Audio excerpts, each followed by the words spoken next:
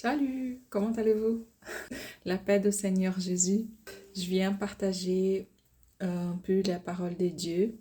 Je vous invite à rentrer dans votre chambre, fermer la porte et prendre un petit temps pour que nous puissions parler avec Dieu, pour que nous puissions faire une petite lecture de la parole de Dieu.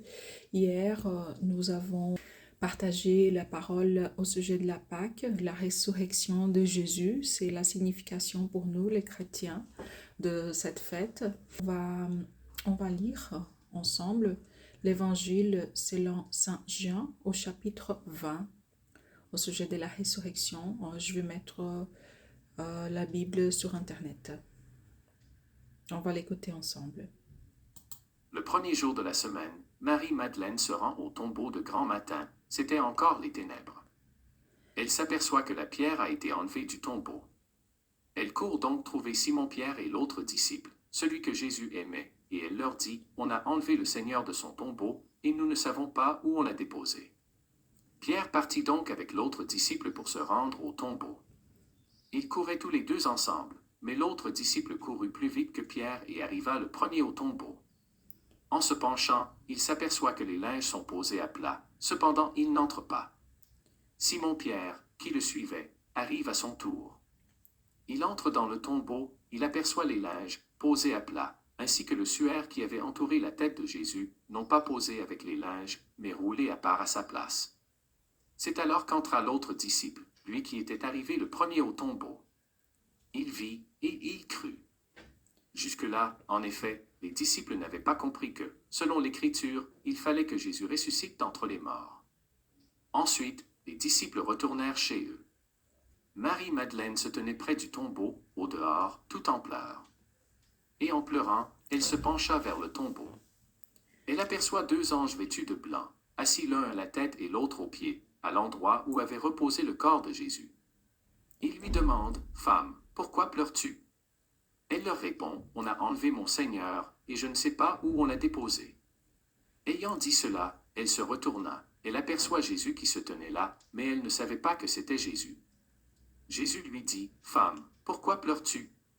Qui cherches-tu » Le prenant pour le jardinier, elle lui répond, « Si c'est toi qui l'as emporté, dis-moi où tu l'as déposé, et moi, j'irai le prendre. » Jésus lui dit alors, « Marie. » S'étant retournée, elle lui dit en hébreu, « Rabouni », c'est-à-dire « Maître. » Jésus reprend, « Ne me retiens pas, car je ne suis pas encore monté vers le Père.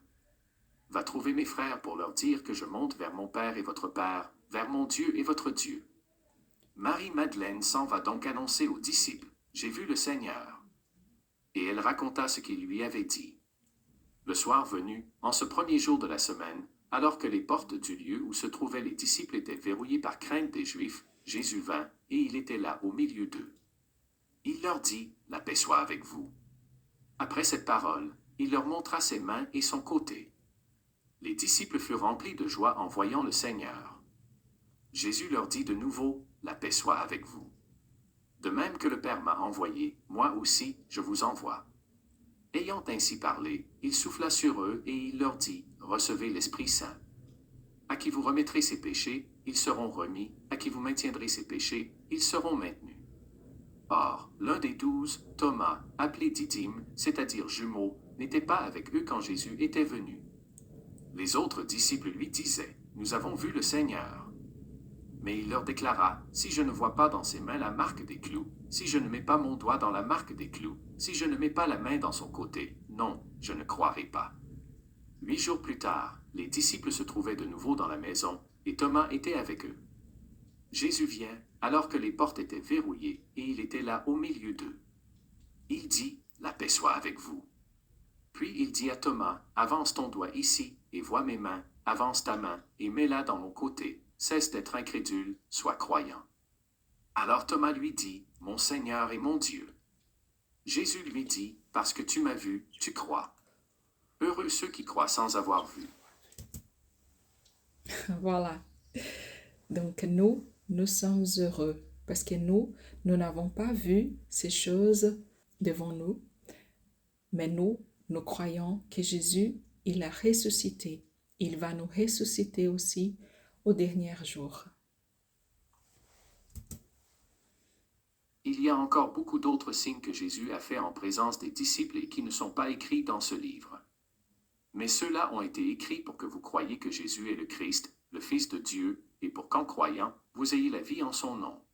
Et voilà ce que Jésus l'a dit à Marie. Il nous dit aussi aujourd'hui, ne me cherche pas entre les morts, car je suis vivant.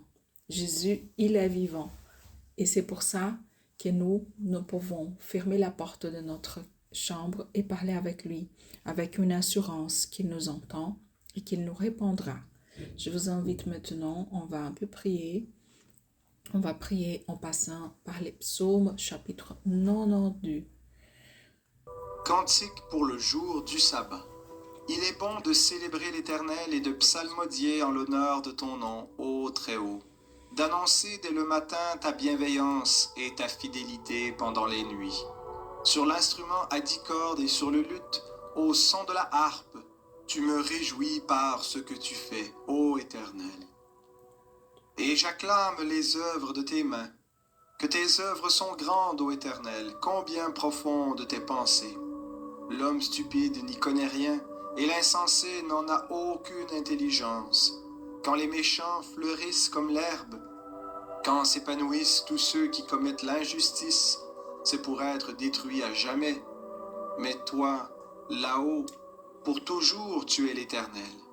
Car voici tes ennemis, ô Éternel, car voici tes ennemis, ils périssent. Tous ceux qui commettent l'injustice sont dispersés.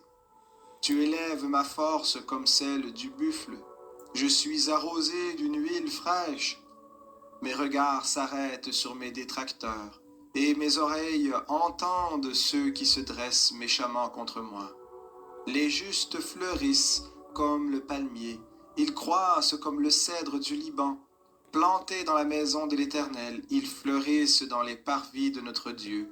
Ils sont encore féconds dans la vieillesse, ils sont pleins de sève et verdoyants, pour annoncer que l'Éternel est droit. Il est mon rocher, et il n'y a pas d'injustice en lui.